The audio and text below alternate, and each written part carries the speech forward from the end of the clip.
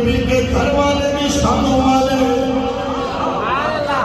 اب چونکہ میں نے ایک بات ختم کرنی ہے، اگلا جملہ صحابہ بھی شان والے، نبی کے اہل بیت بھی اونچا بولو، اونچا بولیے، شان والے. نبی کی اہل بیت میں اہل بیویاں بھی ہیں، حضور کی سرکار کے خاندان کے لوگ بھی ہیں، لیکن خصوصیت کے 4-5 دن پاک ہیں. اگلا جملہ سننا.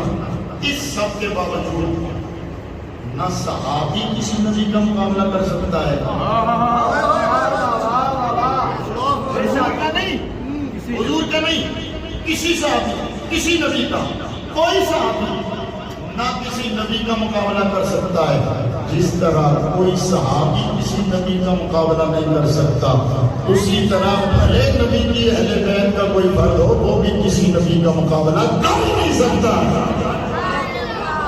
لہذا جو شہنشاہ نقوی صاحب کہتے ہیں غلط کہتے ہیں، انہیں شاید اپنے عقیدے کا بھی پتہ نہیں ہے. اس لیے اسی بات کر دو مطلب صاحب تو سلام علیہ بڑیاں شانہ من دیو، یہ دیو علی ولی اللہ، علی ولی اللہ، علی ولی اللہ. مطلب کہ علی ولی نے، علی ولی نے، علی ولی نے. میں کہا بس ولی اللہ بھی کہتے ہیں. میں چھڑ دے علی اللہ، یہ تو کھلے علی گل ہے. میں کہا اسی علی نو خالی ولی نہیں مندے، اسی علی نو سارے ولیاں دا شہنشاہ. آپ کہتے ہیں کوئی ولی اس وقت تک ولی بن ہی نہیں سکتا جب تک دہلیز علی پہ نہ آ جائے، جب تک علی کی مہر نہ لگ جائے. اور سنو، یہ ہمارے مجدد پاک نے لکھا ہے. میں کہتا ہوں جھگڑا کوئی نہیں، لیکن اپنے پورے سلیبس میں اس طرح کا جملہ ہمیں دکھاؤ جیسا ہمارے مجدد پاک نے لکھا ہے، صاحب تفسیر مظہری نے لکھا ہے.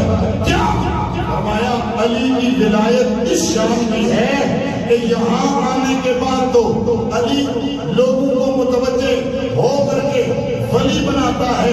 فرمایا دنیا میں آنے سے پہلے روح علی ولایت تقسیم فرما رہی تھی.